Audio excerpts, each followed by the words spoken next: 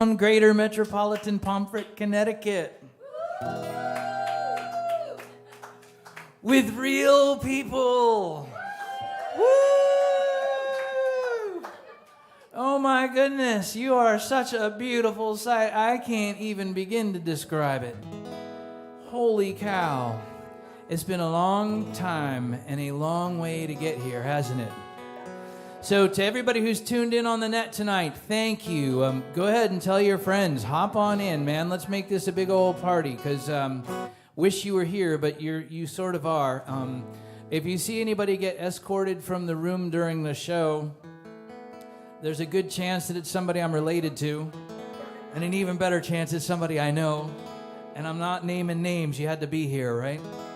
It's kind of like folk music Las Vegas tonight. What happens here stays here. So I have a whole lot of things to share with you tonight, and I'm just going to start by doing it.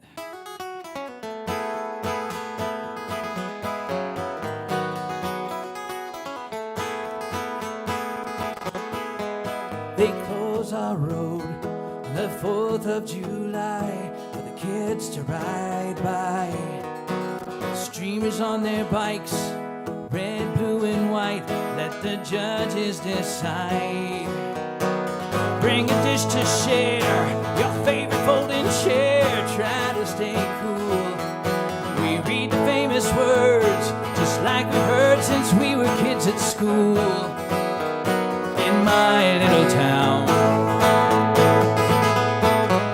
renamed for Honest Abe, somehow it became where I put roots down. Graveyard stones hide more than bones in the red clay ground. These sunken gravel roads wind back in time and slowly disappear. The last dairy farm keeps holding on another year. In my little town, in my little town, when the fire breaks out, when the roof caves in, when the snow's piled high, times are worse they've been. Progress of the present brings the future crashing down. Stand up with each other here in our little town. Try not to blink and miss our little town.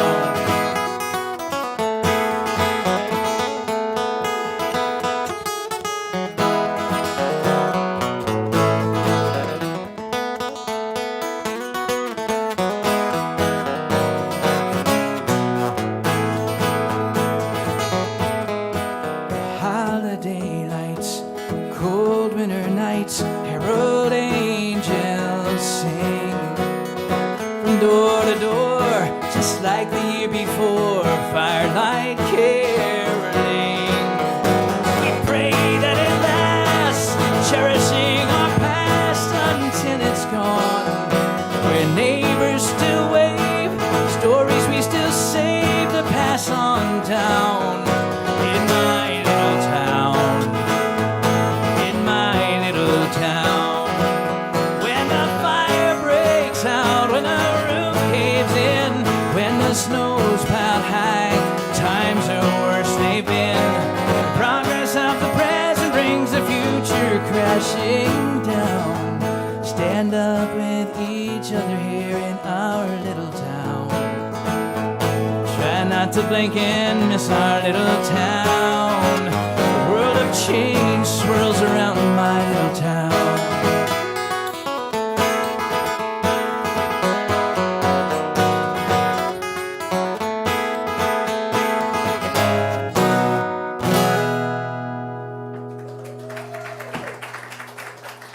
Thank you. Oh, you move air too. That sound, the sound of air moving, and the sound of energy and happiness. And man, I can't tell you how happy I am to see each and every one of you. So, because of the way that the world works, since the last time I was here, I finished the book and the album from the ancestors hijacking my music career for a couple of years. And we had the CD release and concert at home a week before the whole world shut down, which means that I never had it here until tonight. I have a few things here tonight that I haven't had before, but I'm doing a couple of songs off of the new record first and foremost. And I know that my mom loves this song, and she's not here, and I'm going to play it anyway because she's heard it enough. I should play the album. Anyway, you know, all of us have a family tree, whether we know the people who are on it or not, if we know anything about the names. And the sort of crazy thing is that even if you don't know who they are, if you take any one of them out, you don't exist. Poof. And I thought, you know, I ought to be a little bit more grateful to these people who've been keeping me hostage here for the last few years, because truthfully, they do need to have their names said out loud and be thought of and all of that stuff a little bit. And I ought to be a little bit more grateful for the gift of my life, and I am. But because I'm a singer-songwriter, it still winds up being about me in the end. I've been trying to touch the past. Wanna know just why I am. Reach back through the mist of time. So much I wanna understand. You were a child once like me, full of wonder, full of pain. I know sometimes that you were scared. I know that sometimes you were brave.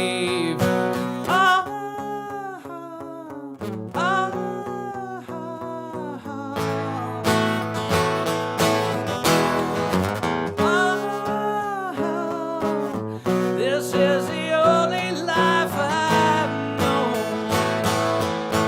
In part you gave it to me. Look behind or look ahead.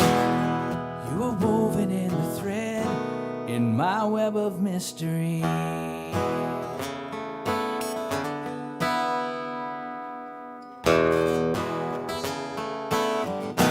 I'm still trying to touch the past while the present slips away. But I've gotta know how your part goes before those pages fade to gray. You were old once like me. I wish that I could see your face.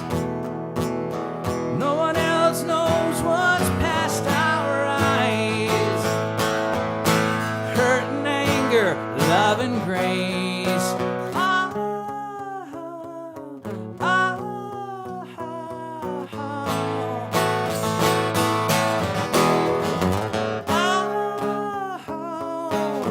This is the only life I've known. In part you gave it to me. Look behind or look ahead. You are woven in the thread in my web of mystery.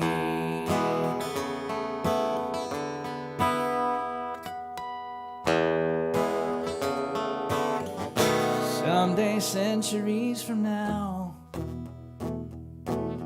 like coaxing amber into flame, since I've left a verse or two behind, someone might still speak my name. Someone might still speak my name. Someone might still speak my name.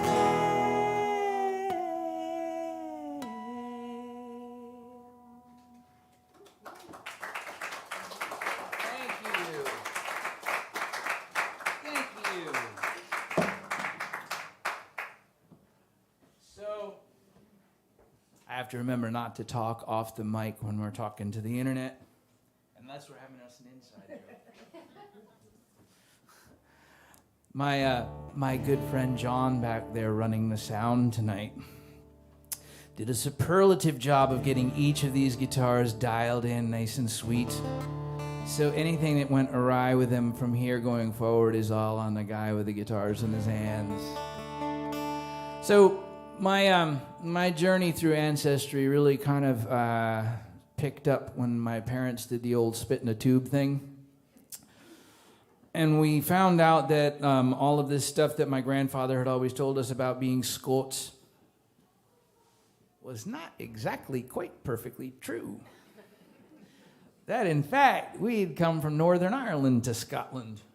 And we were looked down as Irish when we were in Scotland. And the fact is, even though all of our ancestors that we know are McKnights, it appears that somehow or other our expulsion from Scotland and Northern Ireland and the fact that we have a different last name than we might have had before we got busted for sheep thieving says that there's a bit more of the story yet to find. What we did find, though, was cool. Living relatives, DNA matches who lived in Ireland and Scotland. And it's like, I had never thought once about that as much as I'd thought about my mom's family coming from Ireland and dad's family coming from Scotland, how they were the immigrant ancestors that came to America. And for the first time, I'm looking at all of these DNA matches and realizing, wow, there's family we left behind, too. This is about the leaving and the left behind.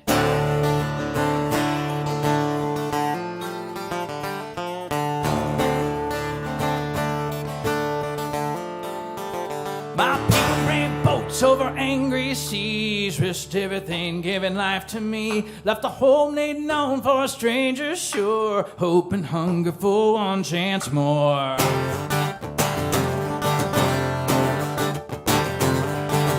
Irish blessings in American wakes, glasses raised to the hearts that break, gathered at the door to see them go. Of the rest of their lives we'll never know. Hold on tight, storms on the ocean. Hold on tight, storms on the ocean. Hey, break through the door, slammed in your face with the love that remained. Left behind, left behind. I never let go in my heart and mind of all their prayers and desperate dreams. Left behind, forever change once you cross that line. The great divide that lies between the leaving and the left behind.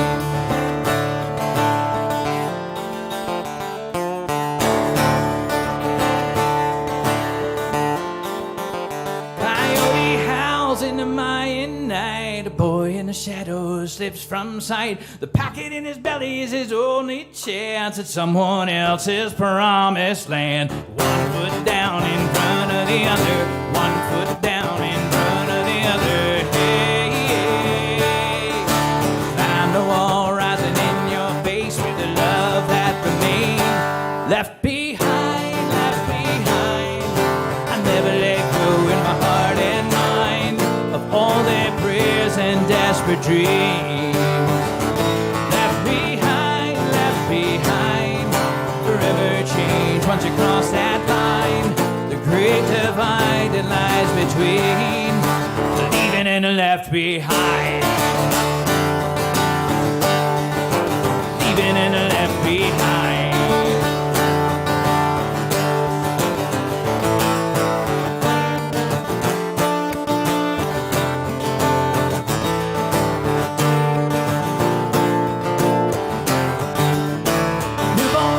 In the morning sun, another journey has just begun. For time is a river and the river flows through a mother's love toward the letting go. Don't turn back even if you want to. Can't turn back even if you want to. Hey, hey. The way ahead is yours to claim with the love that remains. Left behind, left behind. I never let go in my heart and mind of all their prayers and desperate dreams. Left behind, forever change once you cross that line. The great divide that lies between leaving and left behind. Leaving and left behind. Leaving and left behind. Leaving and left behind. Leaving and left behind. Thank you. Thank you.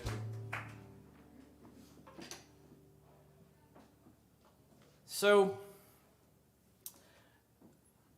most of y'all know that I come from a musical family. And of course, my dad is pretty responsible for that fact. My earliest childhood memories of bands rehearsing in my basement, you know, and picking apart the songs of the day and hearing harmonies and all that kind of stuff. And so I didn't really realize, like, I had always thought that it was our great Aunt Marge who was sort of the wellspring of music in our family. She was a classical concert pianist and stuff. And about 5 or 6 years ago, my dad informed me that not only had my great-grandfather from Scotland been a fiddler, he'd also written and published a song. I'm like, what? For real? So they dug out this piece of music written by my great-grandfather, and there's his name on it, Andrew McKnight, published in 1906. So when I started doing this recording, I thought, well, you know, my dad has sat in with me here a bunch of times over the years, but I had never recorded anything with him because I'm always at home in Virginia doing albums, and he's not one for traveling, and he's, well, if you know my dad, he's a tiny bit particular.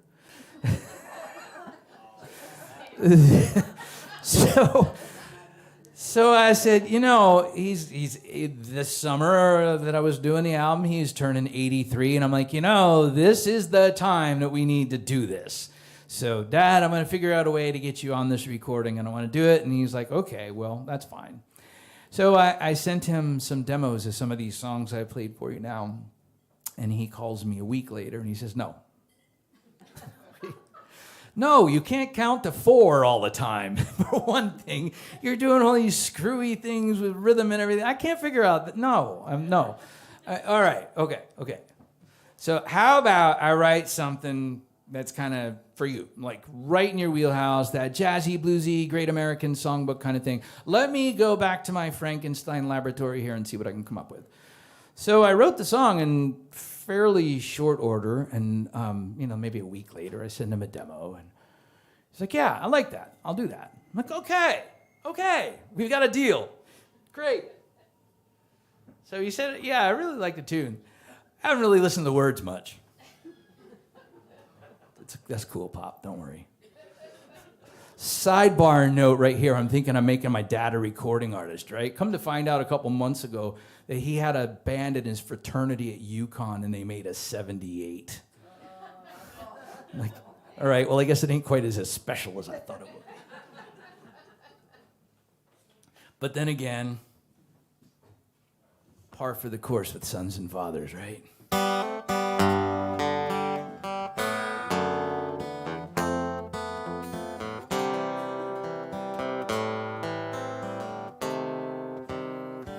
We're all born screaming, naked and afraid. Looking back, it's funny seeing all those plans I made. We'd throw our balls and race our bikes, sometimes dare to dream. Manhood ain't as hard as fathers make it seem.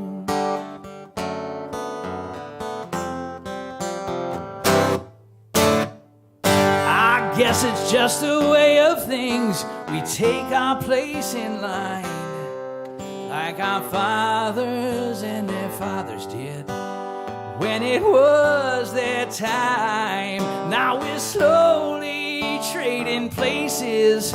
Suppose those are the rules. Father time won't suffer any fools. All those things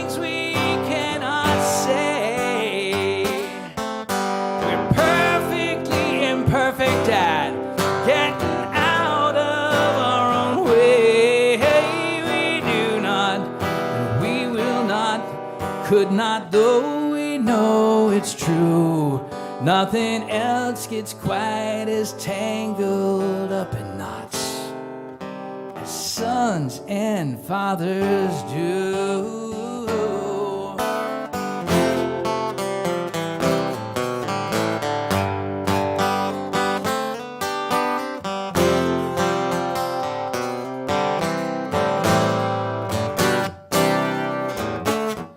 No use settling on scores.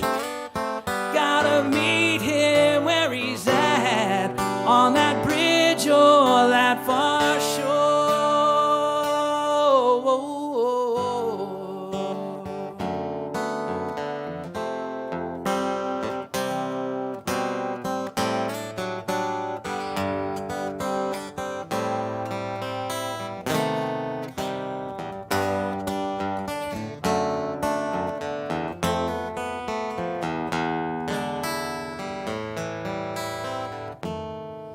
Now it's my turn in that easy chair.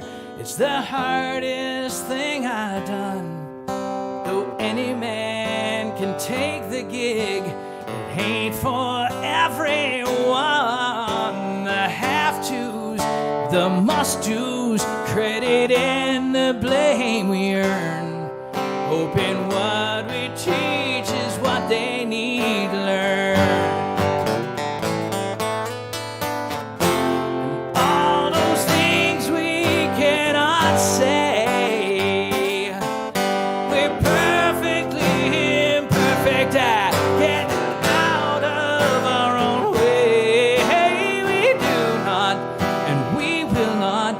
Could not, though we know it's true. Nothing else gets quite as tangled up in knots as sons and fathers do.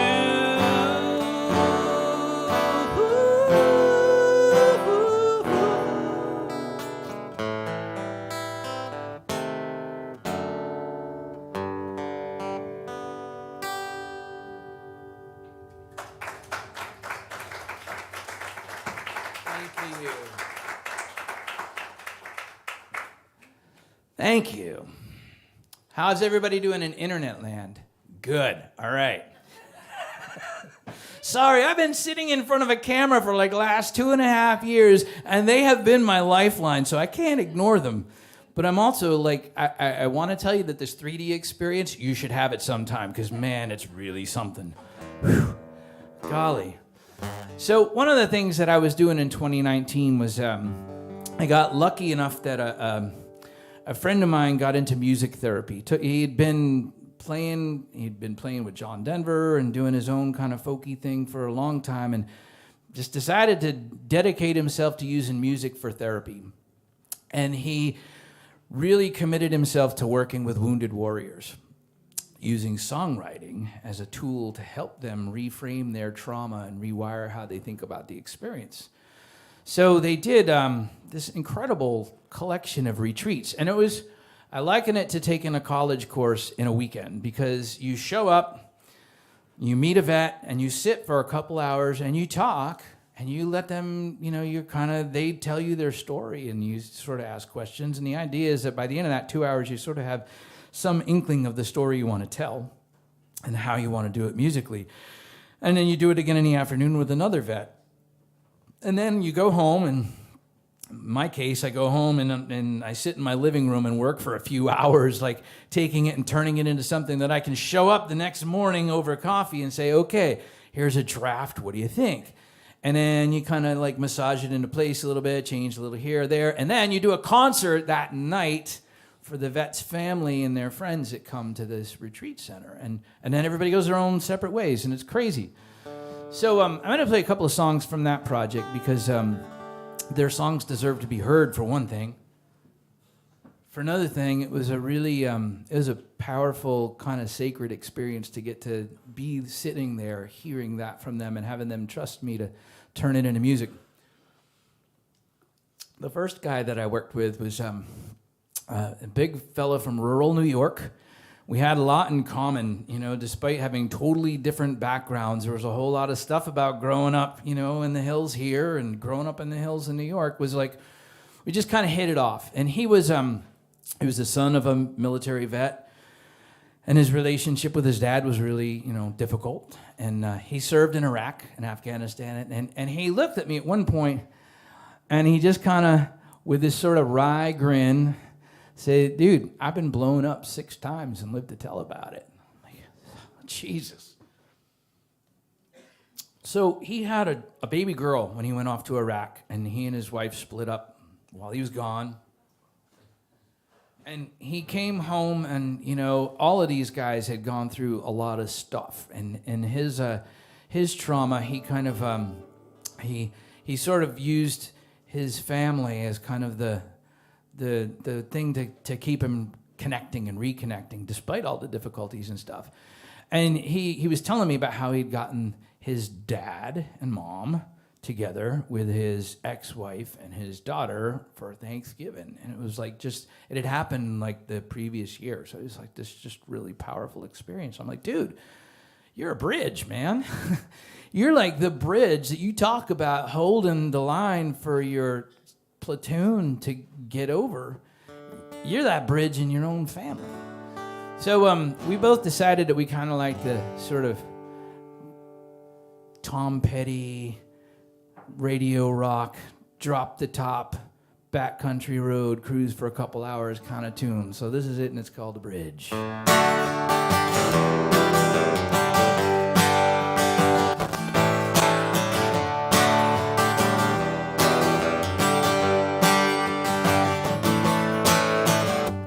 Letter came written in my old man's hand. New recruit at basic couldn't understand why the vet back home never spoke of what he saw. He'd always held it in and explode and withdraw. This bridge is crumbling, troubled waters are pulling me in. Hold the line by a little more time. Take my hand, you had my back. Now it's my turn to fix these cracks in this bridge that we're walking over.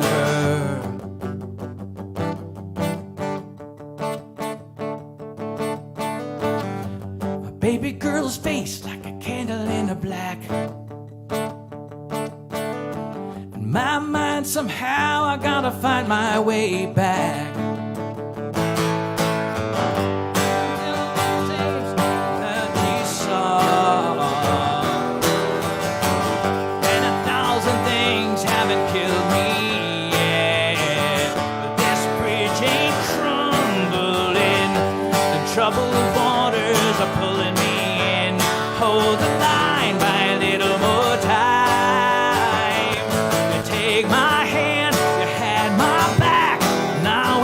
Turn to fix these cracks in this bridge that we're walking over.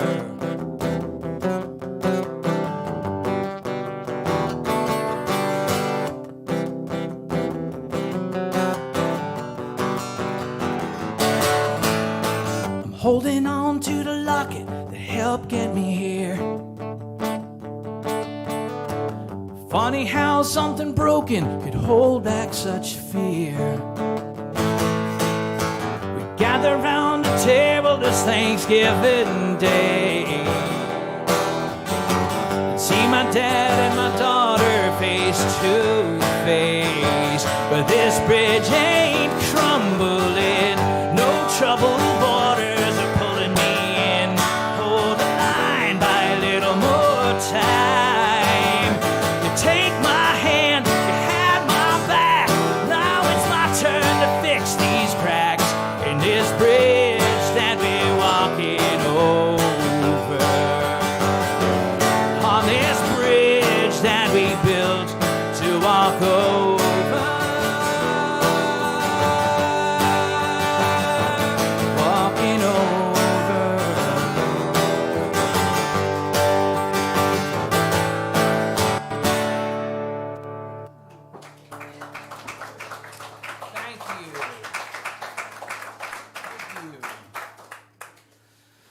So the other guy that I met that day worked in mortuary affairs. He was from Puerto Rico. And he was sort of his unit's abuelo, because he was married and had a family, and a lot of these young guys were away from home. And when they were in Afghanistan, he'd bring his unit over to his place, and they would have dinner together at least once a week. It was sort of a family thing. And one of the things I learned about working with these vets in this program was that every one of them had gotten to a point where they were ready to sign off duty for good. Final, I can't do this anymore. And something or someone pulled him back. And in his case, it was his wife. She knew something was up, and she sort of managed to intervene before he could do that. And after some time had passed, and they were able to talk about the whole experience, and she said, it was hard what you did, but you can't do anything about any of it now. You did your mission with honor, and now you're here, and you have a family. You have a new mission now.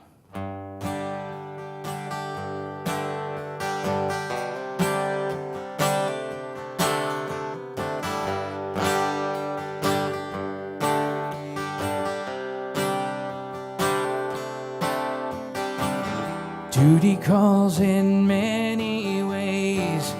I chose to serve the fallen, wrapped up over Air Force Base, awaiting love's final calling.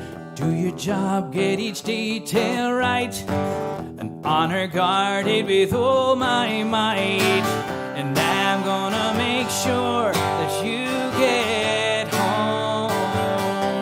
These eyes have seen families cry. These arms bear the reasons why. This heart that survived somehow to take a new mission now.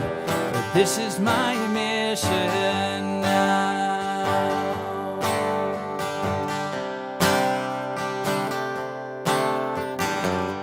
Didn't know why they'd haunt my dreams till I found that I was falling, wrapped up in an angel's wings. When my death came calling, she said, my love keeps your heart held tight, an honor guarded with all my might. And I'm gonna make sure that you're okay.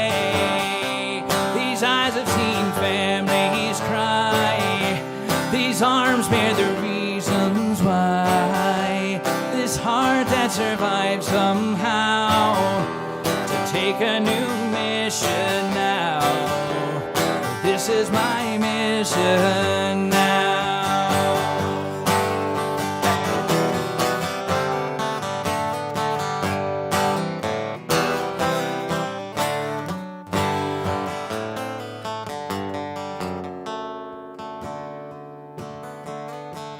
The baby boy sleeps gently. He wears mi abuelo's name. Now this grandfather's aching heart, once again broken open and changed. Family is everything to me. A love I guard with all that I can be. And I'm gonna make sure you're safe each night. These eyes have seen families cry. These arms bear the reasons why. This heart that survived somehow to take a new mission now. This is my mission now. To take a new mission now. This is my mission now.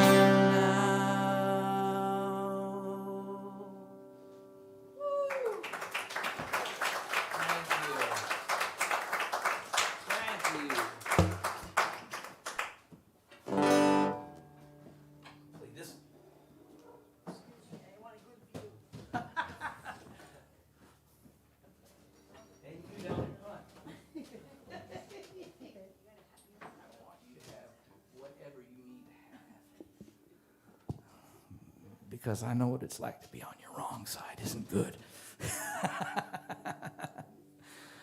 I am so happy to see you. 3.5 years.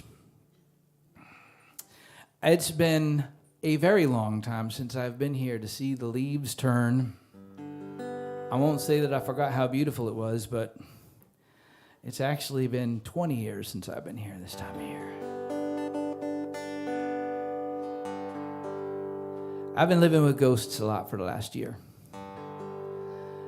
A labor of legacy and love, I suppose. A recording from long, long ago that really had no business surviving until now. And our dear friend Matt Bully's drums are all over it. And I can say for the first time sitting here in this room that recording is sitting on that table back there. And it's loud and young and wild and unapologetic. And I'd like to think it's pretty damn good too. Sort of thinking a lot about legacy.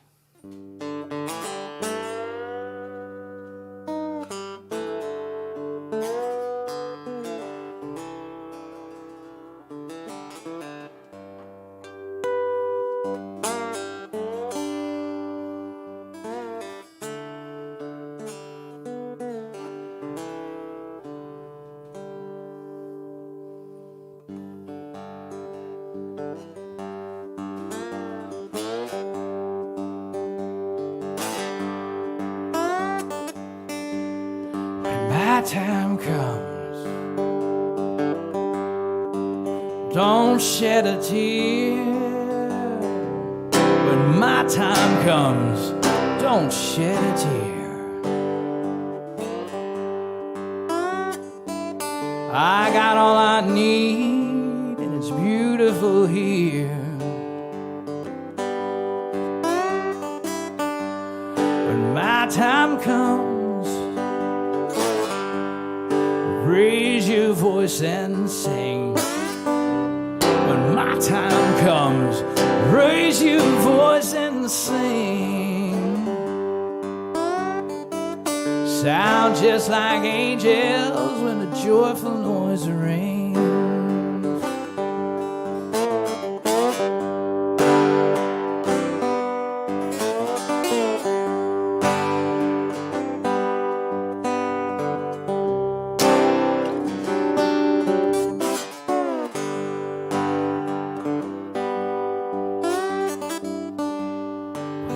Time comes, hold out your hand. When my time comes, hold out your hand. Don't you worry about me, lift up your fellow man and woman too.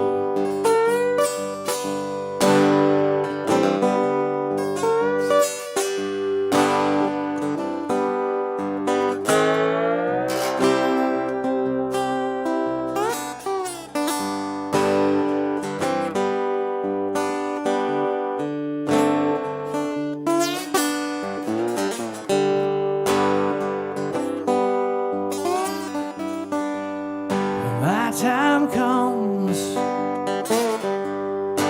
yeah, ring them bells. When my time comes, ring them bells. Till we meet again, fare thee well.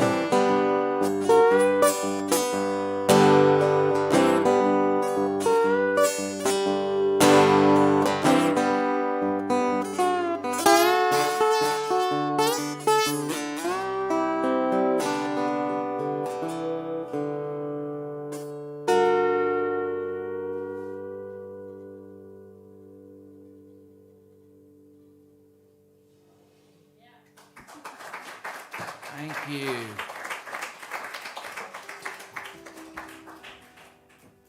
I brought a friend with me tonight, and I would love y'all to make her as welcome as you have made me, because it is a treat an honor and a thrill and a gift to be able to get to sing tonight with my dear friend Betsy Dake.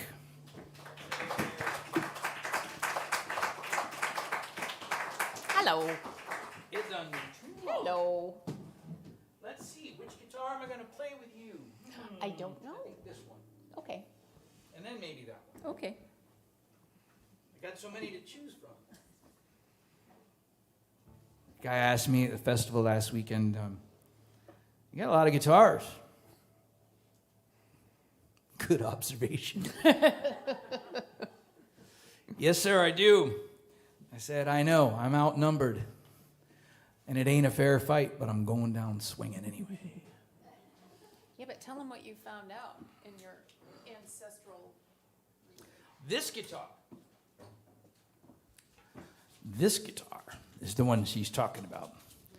This guitar, when my sister and my parents and I went to Ireland and Scotland, belonged to a cousin and her husband, Presbyterian minister. They live in County Antrim in Northern Ireland, and we'd never met. They showed up in my dad's DNA matches 5 days before we got on our airplane. And I realized who she was, and I realized how she connected to us, and I'm like, cool, you know, you're like McKnight kin. And there's already one McKnight kin that we're going to meet in the town that Dad's family came from in County Down in Newtonards. And she said, I know Newtonards. She types me excitedly. She says, we'll come and meet you there. What day are you going to be there? We'll arrange, you know, you can see the church where the great-great-grandparents got married. You know, we'll have dinner in town and stuff. And she said, you know, just get here and we'll arrange it. And we're like, oh, somebody's making plans instead of us for a change. Nice. Because my sister and I had to make all, and I mean all, of the plans to spend 16 days in a small minivan with our parents in the back seat, driving on the wrong side of the road, and hope that the nuclear family didn't achieve fission, if you know what I mean.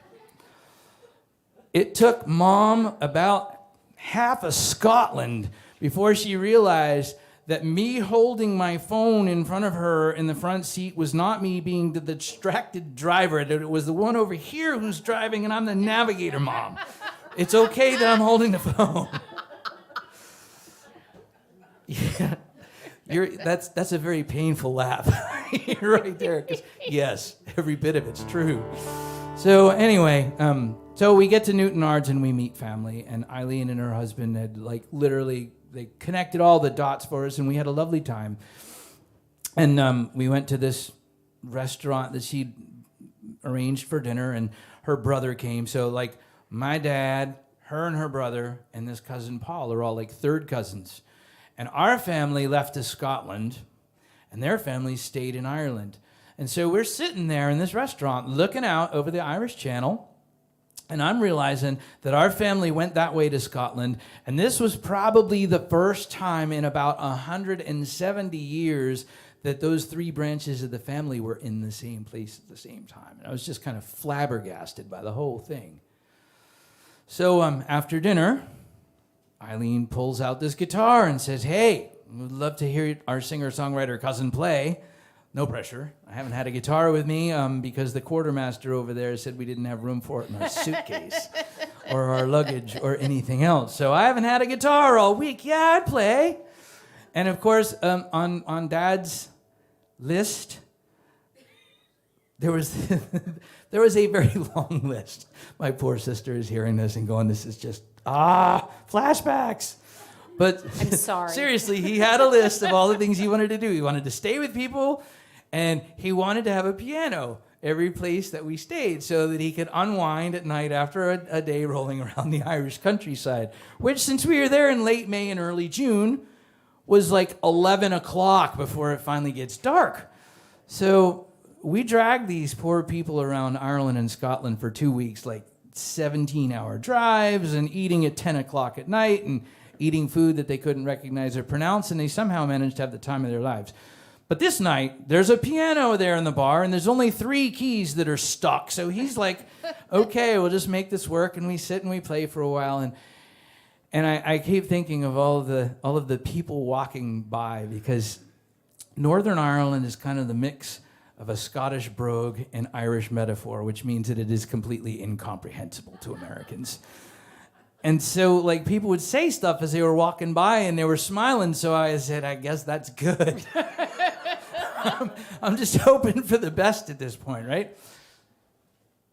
So we finish up, and I'm grateful because I haven't had a guitar in my hands. It's the longest I've been without a guitar in my hands, and since I was probably, I don't know, I can't even remember. So, thank you for bringing it. And she says, it goes with you. And I'm thinking, this bar is loud, the wine is good, and the brogue is thick, because that would have been insane if you just said what I thought you said. I did not hear you say that. I couldn't have been, no. And I said, what? And she said, it goes with you. She said, my husband here has had it for 20 years. It was made here in Northern Ireland. We can get another. We want our American singer-songwriter cousin to bring home something from his ancestral homeland, and they sent me home with this very guitar. Now, the really wild thing about it was I looked up the serial number when we got back to our Airbnb that night, and it turns out that it was made in Newtonards, the town where our family all came from. And I was like, wow. You can't make this stuff up. I am the luckiest guy I know, and I will count my blessings. You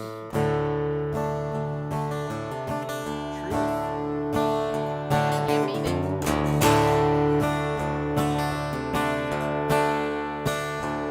Count your blessings, don't count your gold. Don't need money when you're lying cold.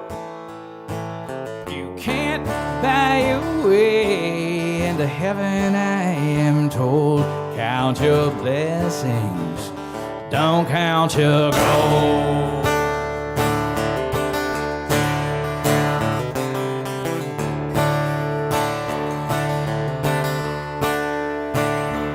Count the good deeds that you've done. Lend your hand to help someone.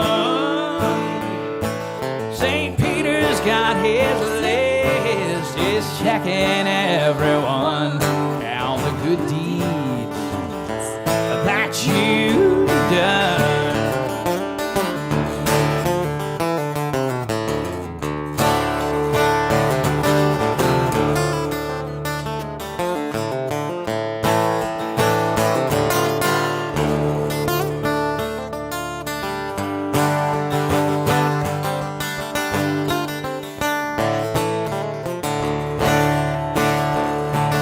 In spite of all your troubles, all you need is on your back. Believe in all your blessings, don't worry about all you lack.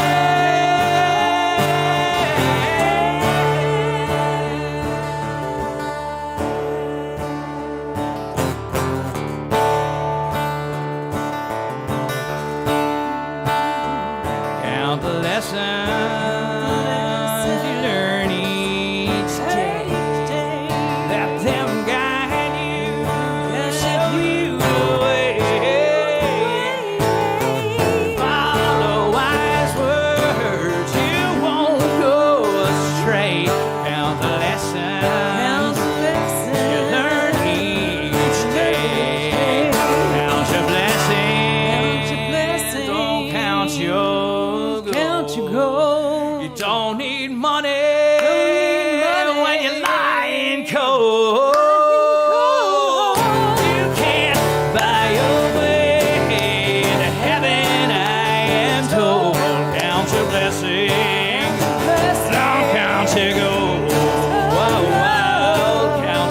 blessings. Don't count your gold. Yeah. Thank you.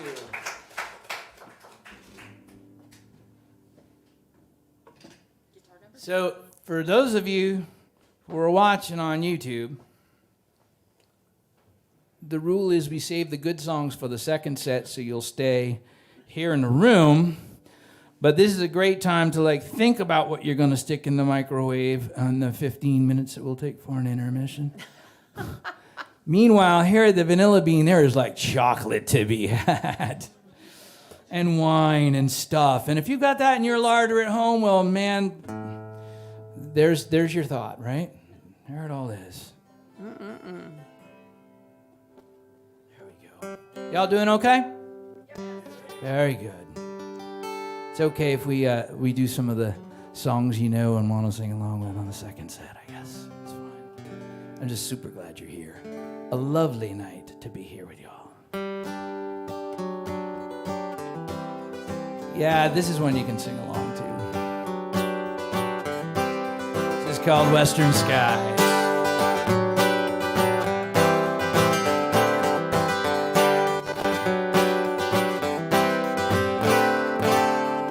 Climbing on this big jet plane, headed into Western skies. And if I had a rearview mirror, how I'd pass the time. Looking back on leaving I've done, it should be old hat by now. Do I want too much lingering touch? Did I hold her too long? 1,800 miles from the Chesapeake to this great divide, 1,800 miles separate me from the truth inside. For I am lonesome, lonesome under western sky.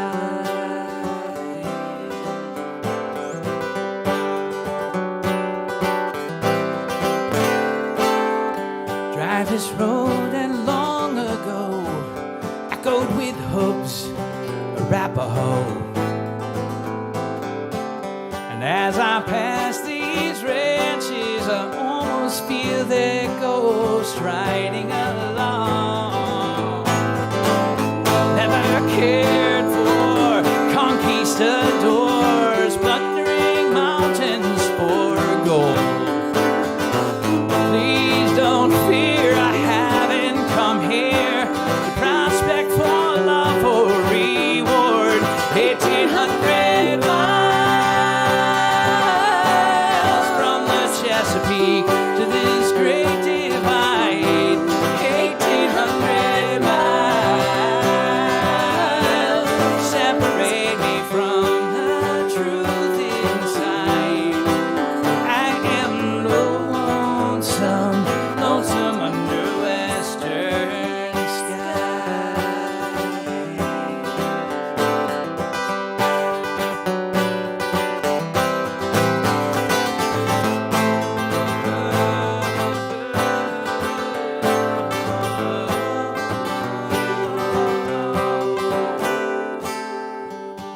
West beckons like an old friend leading me to parts unknown. And I draw gallons of cold comfort, knowing this road leads me home.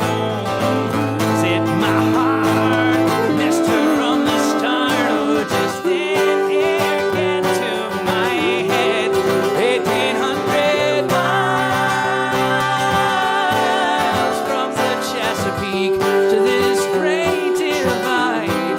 1,800 miles separate me from the truth inside. For I am lonesome, lonesome, lonesome under western skies. Whoa.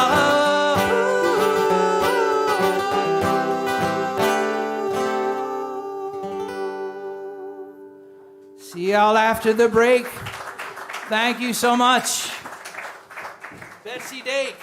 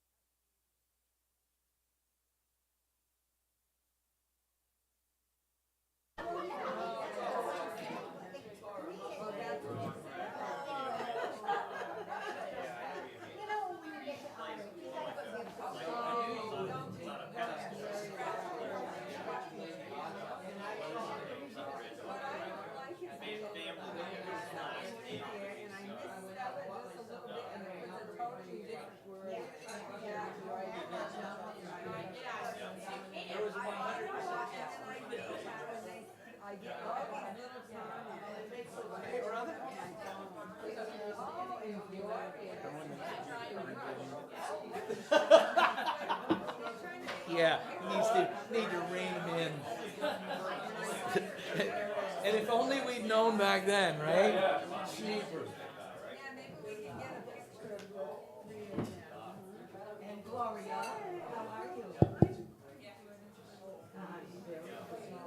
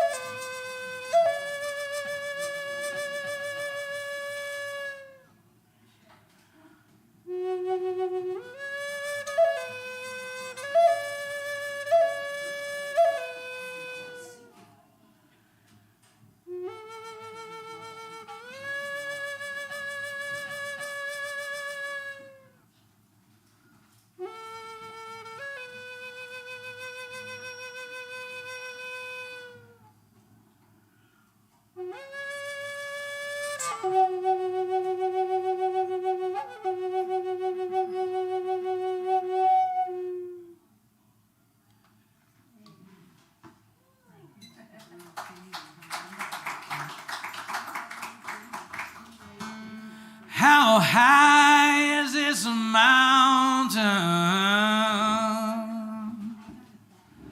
that I've fallen down? How far have I tumbled to be here? And how long must I climb to see sweet sun again? Out of this valley of despair.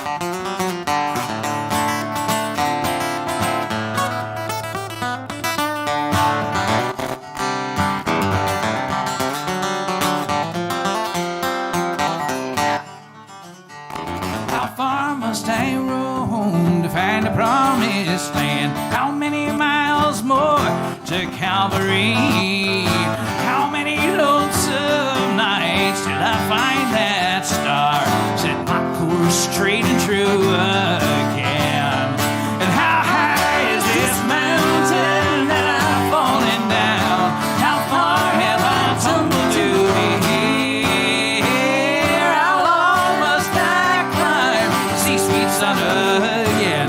Out of this valley of despair.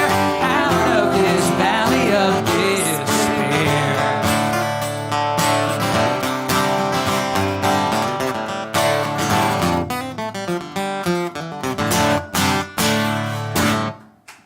There we go. Yeah. Thank you. I didn't come up because I was saying hi to my sister, who's on the web. Hi, A. Hi, Amy. Hi, Steven.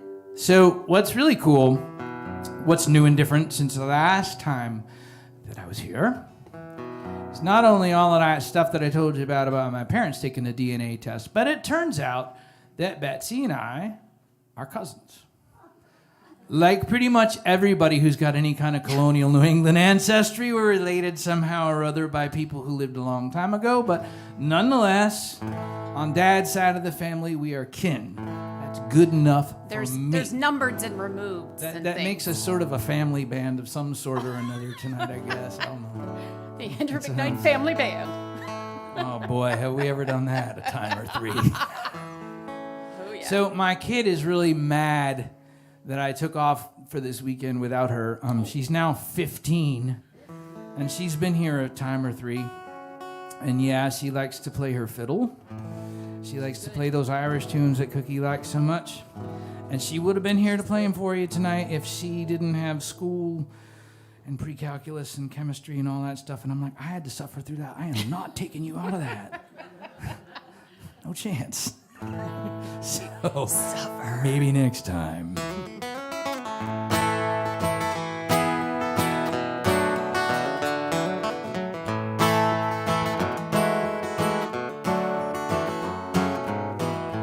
All of my years I've lived here. It's the only way I know. On the family farm with the grace of God above, and fertile soil below. Summer is gone, 11 weeks of searing stormless choke. $50,000 worth of dreams going up in smoke. Sacrificed another field today to keep the others growing. Had to sell my milk and cows to keep the bankers going away. That light of clouds across the sky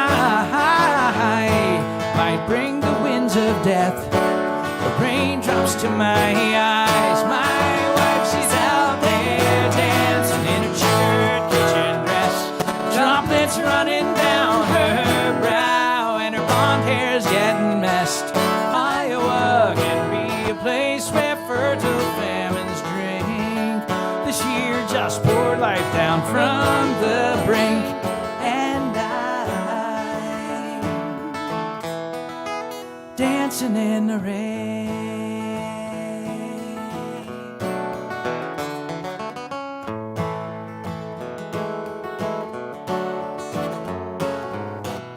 Before today my luck had gone, hard left toward the worst, enough to make an honest man think a farmer's life is cursed. Remembering tales on my granddad's knees of soil that sprouted wing. It's taken 30 years for me to appreciate these things. My wife, she's out there dancing in her checkered kitchen dress, droplets running down her brow, and her blonde hair's getting messed. Iowa can be a place where fertile famines drink. This year just poured life down from the brink, and I'm dancing in the rain.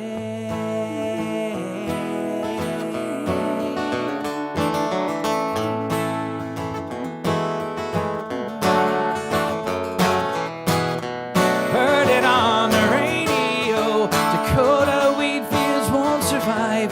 Cousin Jack up there will find some way to stay alive. Mother Nature's fickle ways might someday do me in, for I'm on my knees in gratitude,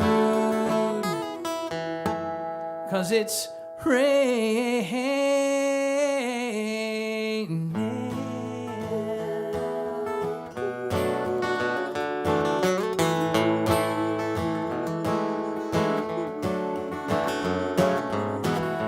Next year we might stare at this same mess right in the face. This old White House and apple trees keep me fighting for this place, facing up to troubles that my children might not know. When you keep your generations on the farm all in a row, my wife, she's out there dancing in her checkered kitchen dress, trumpets running down her brow, and her long hair's getting messed. Iowa can be a place where fertile families drink. This year just poured life down from the brink, and I'm dancing in the rain.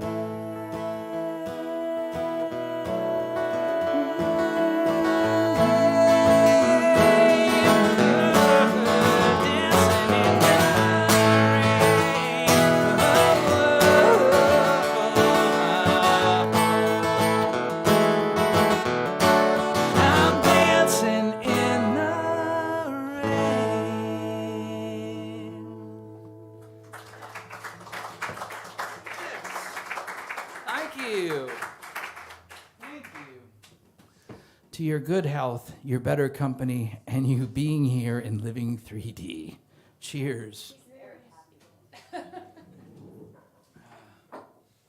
I was never one to take my life for granted before all of this. The whole, the fact that people took time out of their busy lives, got in their cars, drove to some place or somebody's house to hear this guy sing these songs that came out of his fool head and came back and did it again at some point. Yeah, pretty damn grateful. But now, now, you're a treasure, man. It is, for those of us in the performing arts who try to find some way to do these things that we can't not do, these last couple of years have been really hard. Bless the cameras and the people in the live chat and the PayPals and the Venmos and all of the other things that have managed to keep a roof over my head for all of that time. But I'm these little snippets of my old life and the before times coming back.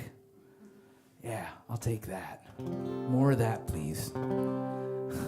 I'll never take it for granted. Little stuff, Little stuff and big stuff. You taking the time to be here tonight might have seemed like not that big of a thing to you. It's a big damn deal to me.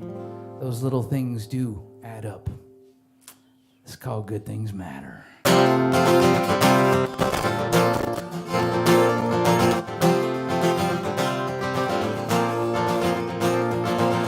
Rush hour traffic going nowhere. Merge becomes a contact sport. Frustration boiling over, and tempers growing short. Suited man bucks the trend at the toll booth. Lets the grandmother in.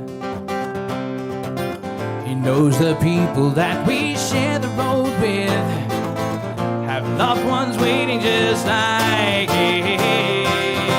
Good things matter long after they're done. Good things matter each and every one. Good things matter no matter how small. The good things matter to us all. That's easy. You guys can sing that with me. Let him sing the fun stuff on the side. We'll do the chorus. See a street boy behind a playground fence with James Pett game in full swing. His braces hold him back from what his glasses show. He is not not good at this thing. But the bigger boy who plays a game with natural skill and grace says, here's my bat, take my place. He knows the final score is more than runs across the plate. Get ready, y'all. By the pinch hitter's smiling face. Good things matter. Long after they're done. Good things matter. Each and every one. Good things matter. No matter how small, good things matter to us all.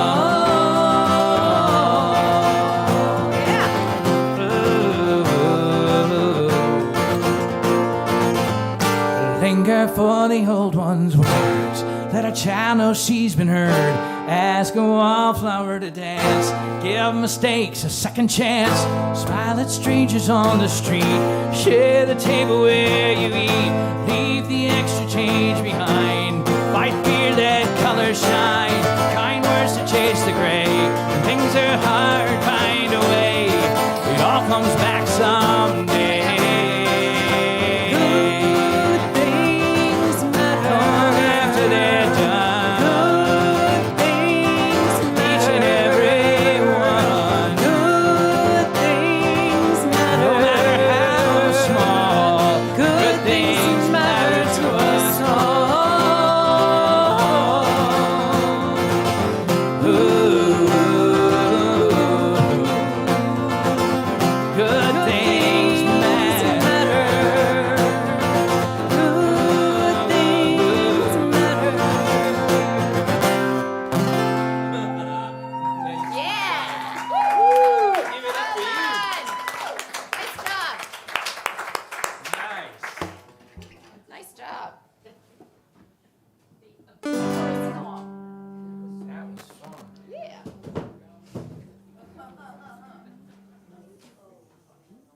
My parents get here and the noise in the room goes up. Can't imagine why.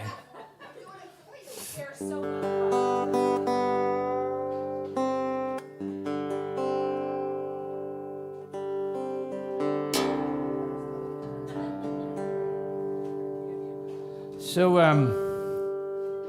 the pandemic, the whole being holed up at home was hard in a lot of ways. It was estimated before the pandemic that some 20 million Americans suffered from some form of depression. And I can tell you from personal experience, there were a lot of days when it was pretty hard to not just pull the covers over your head. I would say that for a lot of people, these last couple of years probably felt a lot like a showdown at the OK Corral and the outcome preordained.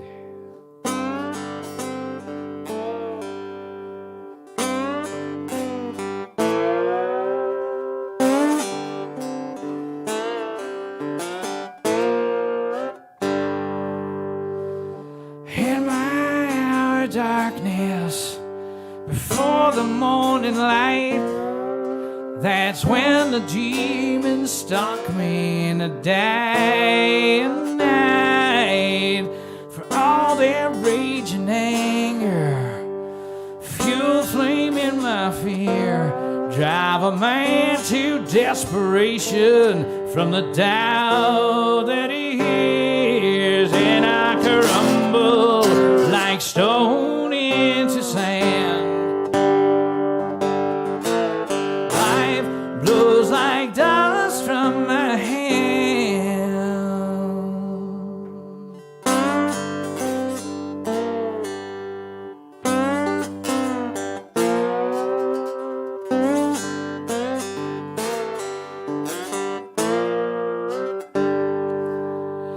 The showdown approaches at high noon desert sun on the barren plains of truth. Ain't nowhere to run. To say if a man should wander long enough in the heat, and he survives the solitude, his soul he'll meet. And I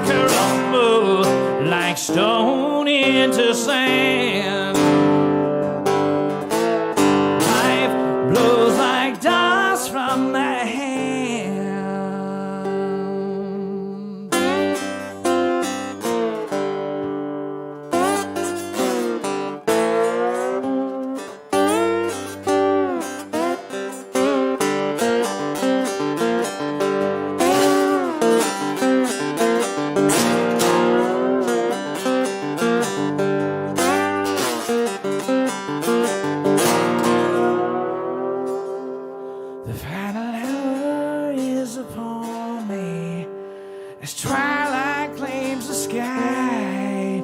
To darkness I surrender, for no peace I'll find. So dig my grave gently upon a tall tree hill. No, my body's lost the battle, no, my soul never will. And I crumble like stone into sand.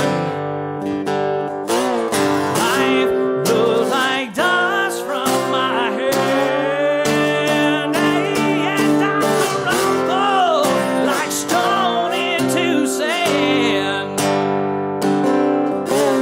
Life blows like dust.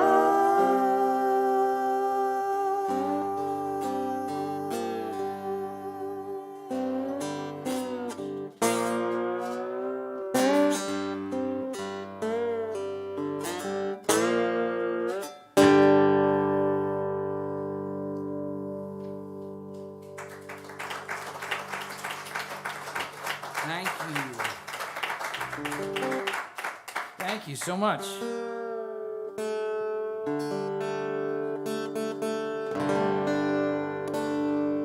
Turn the weapon the opposite way.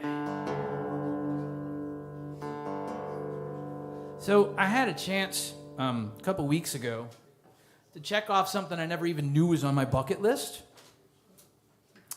And that was to take a boat ride down the Potomac River and out onto the Chesapeake.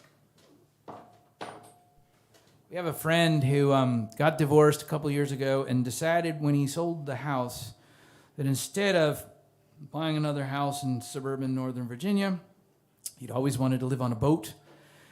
And he bought a boat, a 52-foot kind of yacht, houseboat, comfortable boat. You know, he's got a job that he's telecommuting to all the time.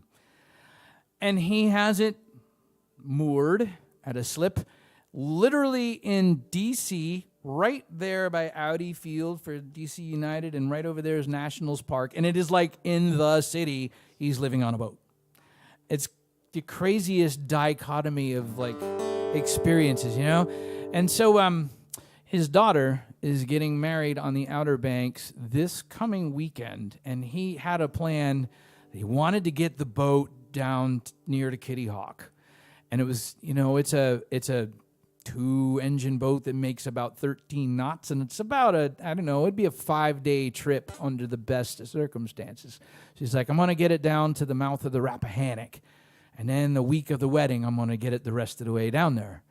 And so we had been invited to go out on a cruise with some friends with him a couple weeks before he had this first trip planned, and his girlfriend is a really experienced person on boats, and she couldn't be there that weekend, and the boat is too big for him to take by himself. So he said, well, I got to find me a first mate. I'm looking at you, McKnight. And my dad will be happy to tell you about all the times that he tried to teach me how to tie knots. I can't hardly tie my shoes together. And I'm thinking to myself, boat, river, knots. Shit. Dude, I don't know if I can do it. He's like, you can do it. Then he said it. Any idiot can do the locking latch. Thanks, John. I appreciate the vote of confidence. But I did it. I learned how to do the latching loop. And so I drove to D.C. on a Friday afternoon, and we set down the Potomac River, and the first night we went a couple hours, and we went by, like, there's National Harbor over there and the Wilson Bridge, and there's George Washington's Mount Vernon that we're going by. And an eagle just kind of like floats on over the boat. And I'm thinking to myself, man, I had no idea I was going to enjoy this much, but I don't want this to end.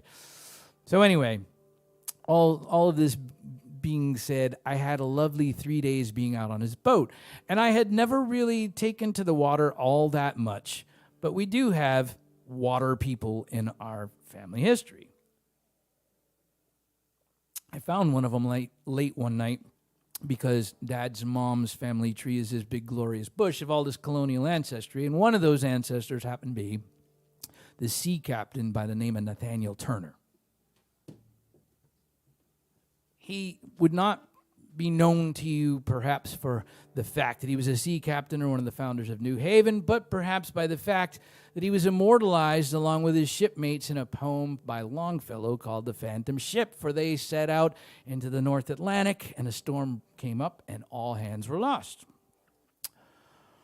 And so it was probably pretty late, and I was probably sipping on at least one glass of whiskey and maybe two, following my grandmother's ancestors down this rabbit hole, because if you have colonial ancestry, you don't have to do much work because everybody else got there ahead of you and did it all for you, so you just follow the shaky leaves into the 1500s.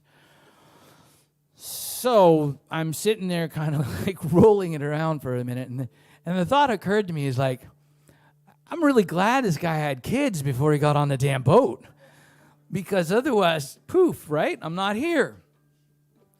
But it was kind of cool while I was out on the water that day, sort of thinking about the fact that, people have been doing this and sailing up the Potomac River when Europeans first got here. It's like this was sort of the main way that people got around. And so because songwriters have overactive imaginations, it's nice to be able to sort of have a little wisp of something that you can sort of connect to, that you can feel as a visceral thing.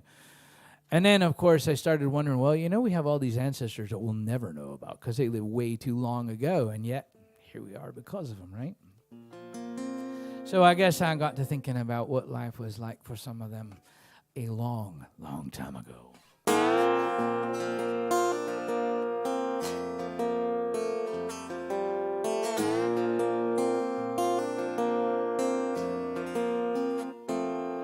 2,000 years ago today, a farmer walked his fields, wondered what the land would yield before the winter snow. 2,000 years ago today, two young lovers kissed, laughed and made a wish beneath a shooting star glow. Somewhere in a far and distant future, millennia beyond imagining,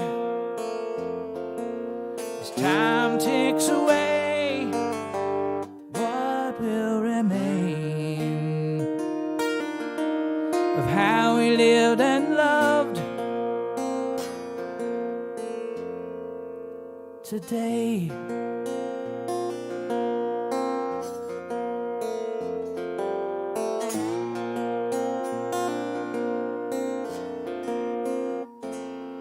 2,000 years ago today, anger hurled a stone to break another's bones and keep some fool upon a throne.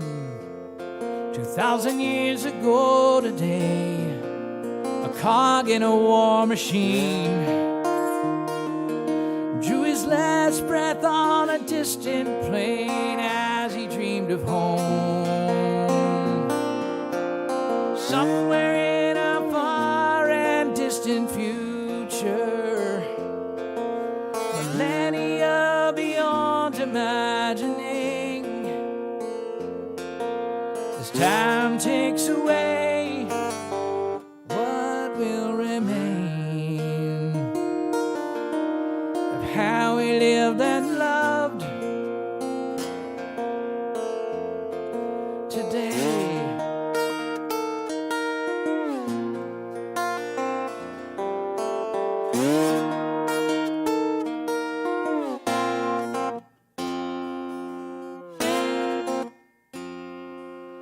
2,000 years ago today, a mama hushed her little ones, kissed them on the head and tucked them into bed, and turned her face toward the sky from blessings from on high. Prayed to guide them safe on the unknown path ahead. She wondered someday in a far and distant future, millennia beyond imagining,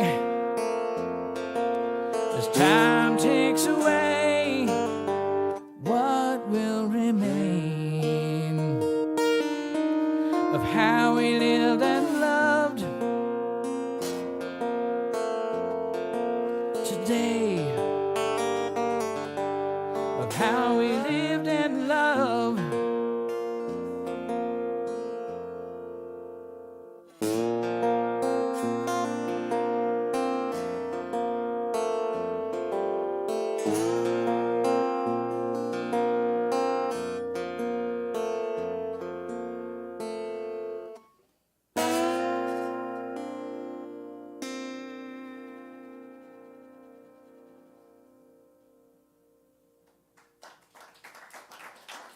Thank you.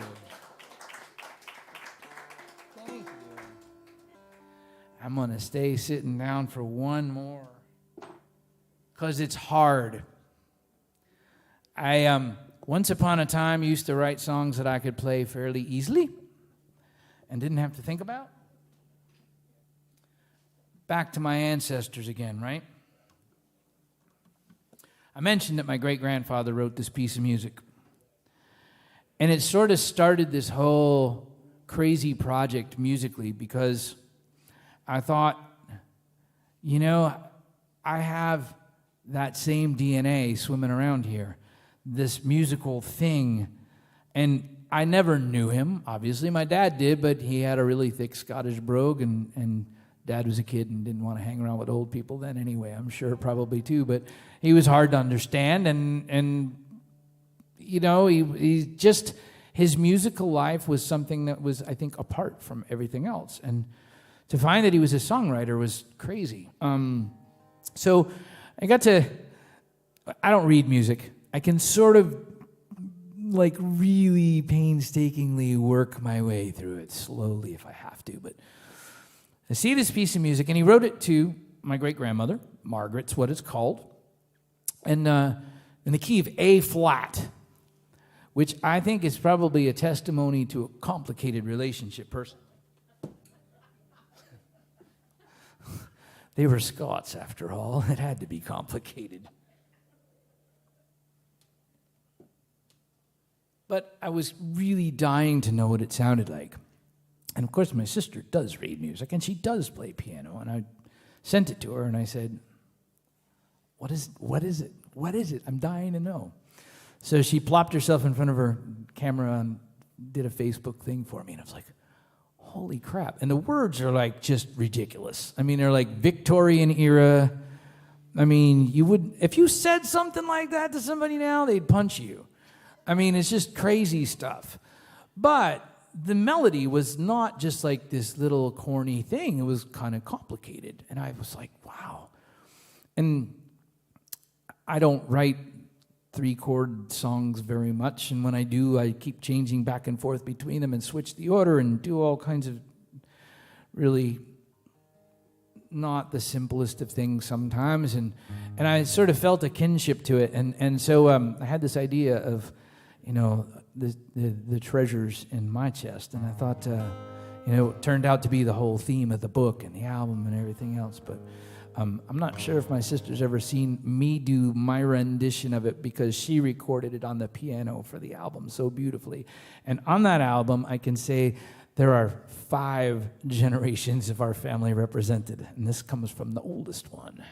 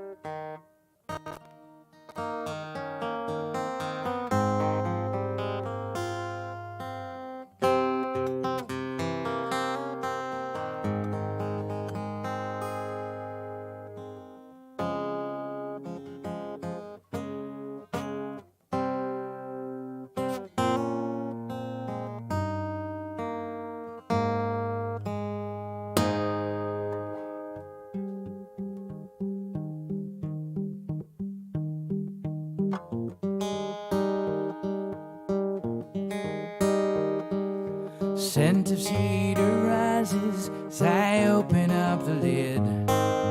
Childhood things and so much more. Darkness kept safe hidden, and it holds my stories like a sailor's prized possessions while he's out at sea. Wrinkled scraps of paper and faded photographs. My name on a manuscript, notes upon the staff, lines unfolding on these pages I am holding, written long ago. Oh, oh. Are the gifts running through my veins and fingers on the strings as they flow from these treasures in my chest? Timeless rhythm beating steady in my breast. Memories and hand-me-downs present from the past. Countless treasures in my chest.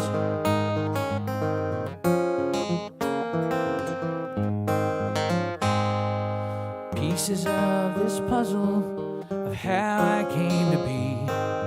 Family names and question marks, somehow part of me. Now I'm climbing up this tree, exploring branches that I see for the first time. Oh, oh. Samaritans and saints, rogues and renegades all come alive from these treasures in my chest. Timeless rhythm beating steady in my breast. Memories and hand-me-downs present from the past. Countless treasures in my chest.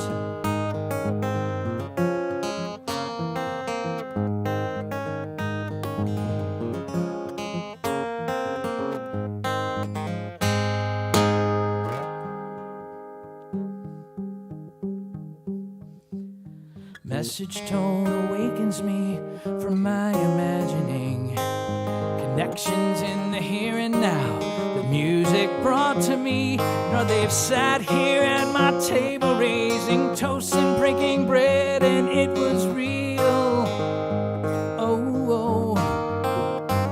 We are bound by magic twists, proof that they existed now revealed. Treasures in my chest. Timeless rhythm beating steady in my breast. Memories and hand-me-downs present from the past. Countless treasures in my chest. I'm rich with treasures in my chest.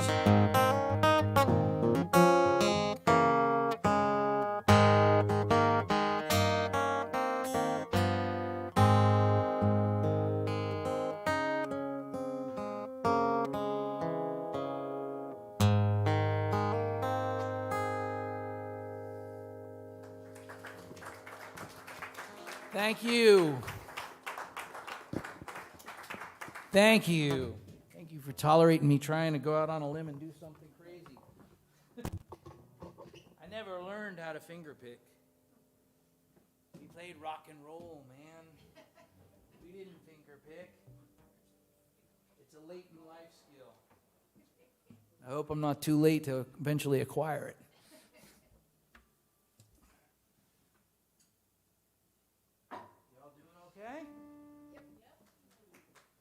Quieted down the troublemakers, I guess. Shoot. Yeah, it's good. It's all good. So, I'm going to play one more from that album. My, one of the ancestors who hijacked my career was my 3 times great-grandfather by the name of Artis Culver. Because I met him on the internet. Seriously, I met him on the internet.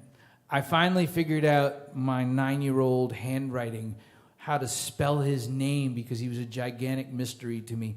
And so when I typed in Artis Culver into the search bar, Poof. I'm staring at him. From the Connecticut Public Radio website, of all things. He was in a story they had done 6 months before I was sitting there typing. And the story was about this exhibition of photographs at the Connecticut State Library of the state's Civil War veterans who had been imprisoned at Andersonville. And he made it home to Bristol, Connecticut, but died soon after.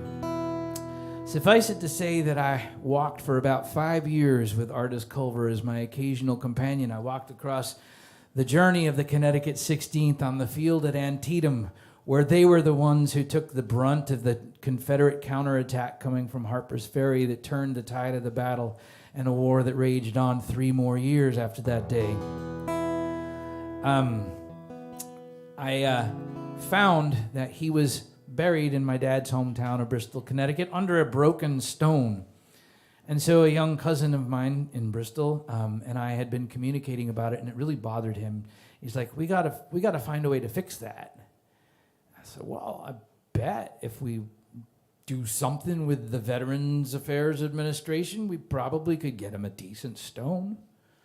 And sure enough, if you have an ancestor who fought in any war, they will give him a stone, him or her a stone. So we ordered one of those limestone Civil War era markers for him, and on Veterans Day 2019, we had a dedication ceremony for it, and it was really pretty cool. And I kind of feel like we sort of wound up maybe doing right by Artis Culver in the end too, somehow. It was a really pretty ghostly kind of adventure, to say the least. He got a couple of chapters in the book. In fact, it was because of Artis Culver that I finally had the end to the book. But I thought he deserved a little more than just that. My name is Artis Culver, summer of '62. I traded in my papers for a uniform in blue. I took Abe Lincoln's bounty and Union swore to save. What I've seen since that day haunts me to my grave. We're farmers, merchants, clockmakers, and I knew all their names. Some escaping trouble, still others seeking fame. Proud we marched down Main Street while Bristol rang her bells. None would know our destiny, to glory or to hell. Whoa, I can't escape the dreams. Whoa, don't you hear this scream? Whoa, and I will kill no more. Whoa, let them fight their civil war.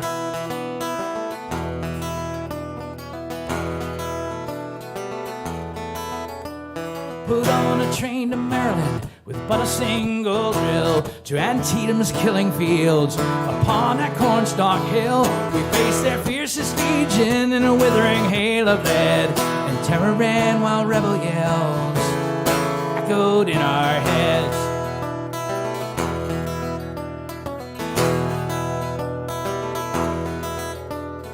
We dug graves from many days, watched by lifeless eyes. Marched with rifles at our backs and hands that fought at our side. Little Mac called it victory, but for failure we were blamed. And if I might survive this war, I vow to clear my name. Whoa, I can't escape the dream. Whoa, don't you hear this scream?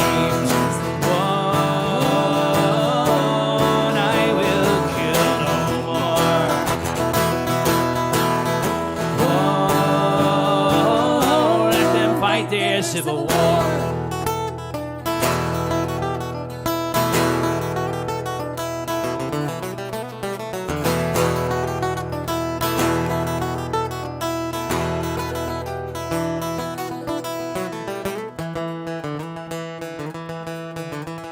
For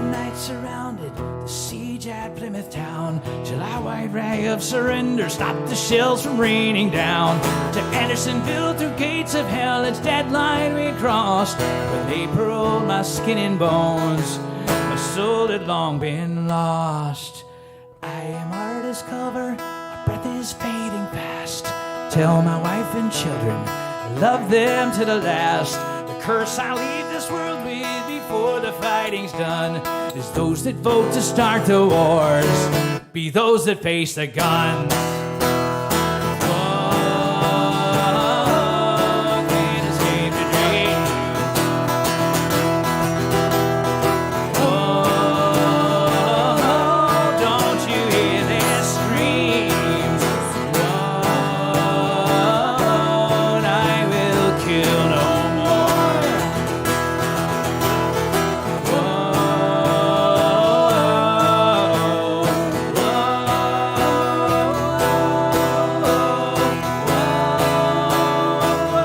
Let them fight their civil war.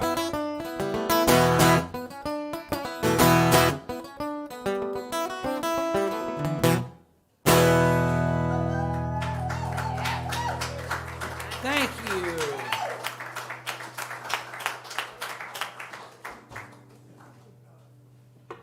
Let's play them a couple that they know to go home, shall we? Okay. Because they sing along so nice when they do. Such a treat. Such a gift to be able to do this, to be able to share these songs with you. Thank you a bunch.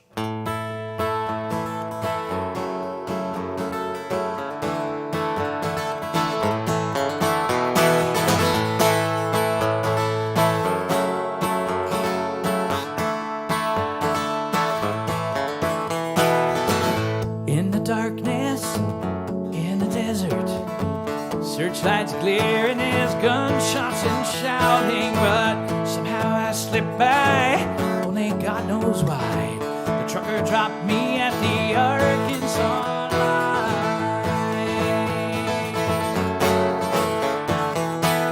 Where I come from is where the drugs run, and the men come with money and lust.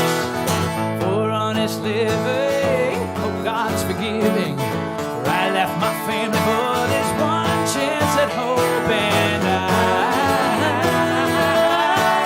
have dreams just like you. Oh, if I let you walk in these shoes, would you be here?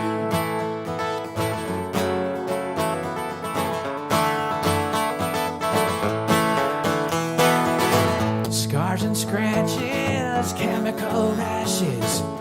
No one trusts me to do more than clean, but I've got secrets. I've learned English. Someday the name on a door will be mine, and I have dreams just like you. Oh, if I let you walk in these shoes, would you be here?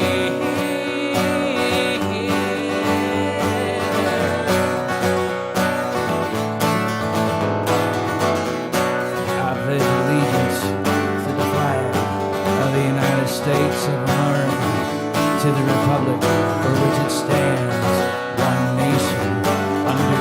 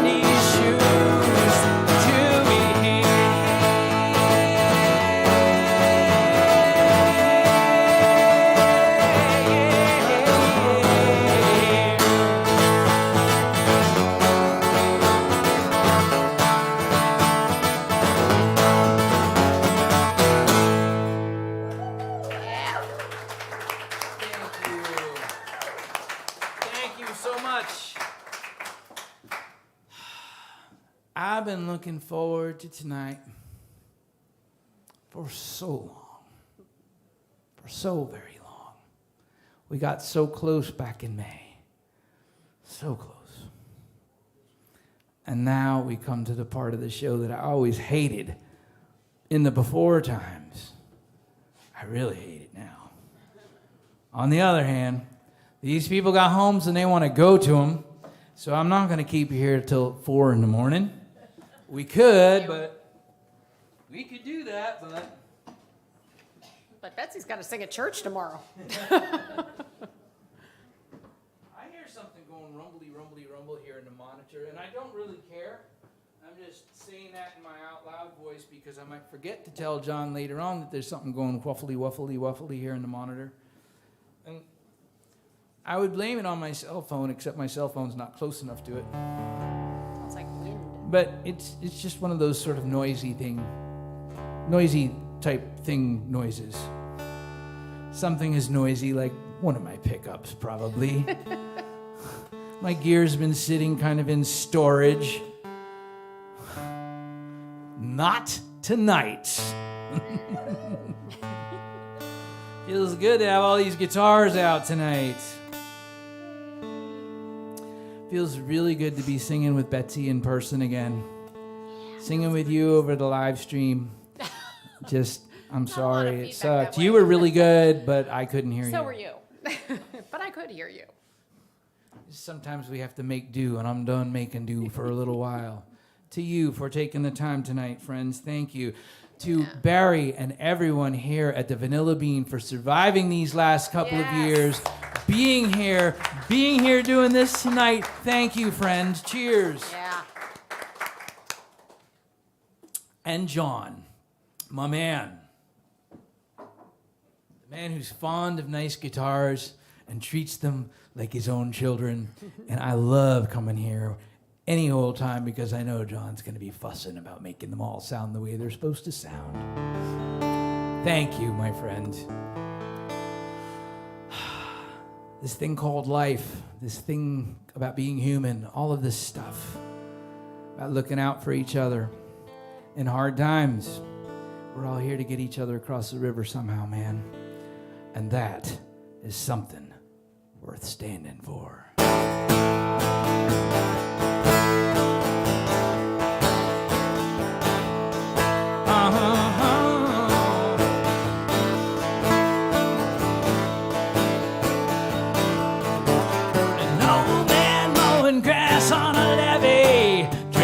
Sweat in the noonday sun. His backseat stocked with stuff he's picked up, and beat up carpet he runs. He's got 1,000,000 miles worn upon his face, but smiles as he walks my way. Lights a half-smoked cigarette as he sits down. Before I can leave, he turns to say, "You got a haul all you need from the river. From the floor. Be grateful for every gift you get, and something worth standing for."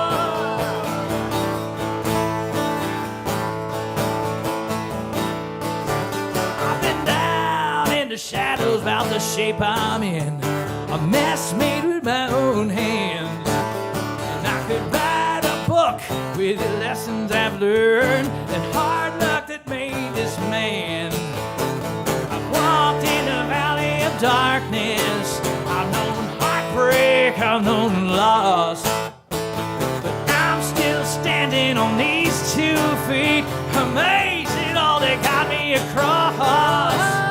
So haul all you need from the river, build your temple up from the floor.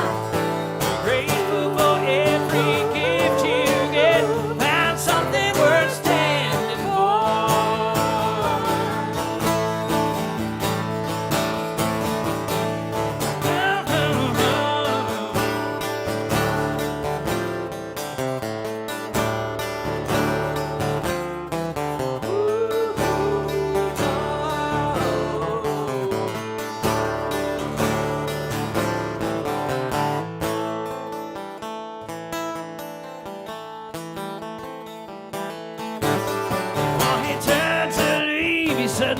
morning sun.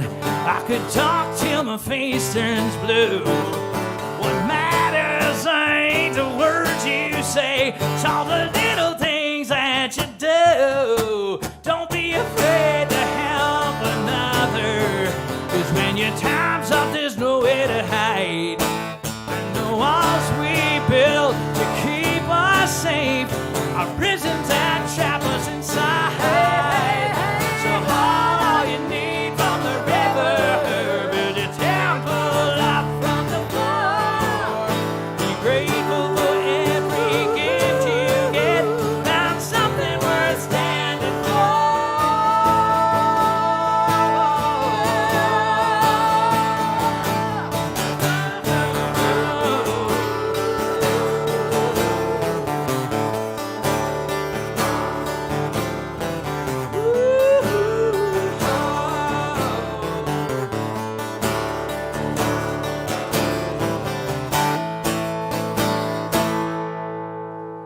That's Betsy Dake on those beautiful harmony vocals. I am Andrew McKnight. Thank you for being here tonight.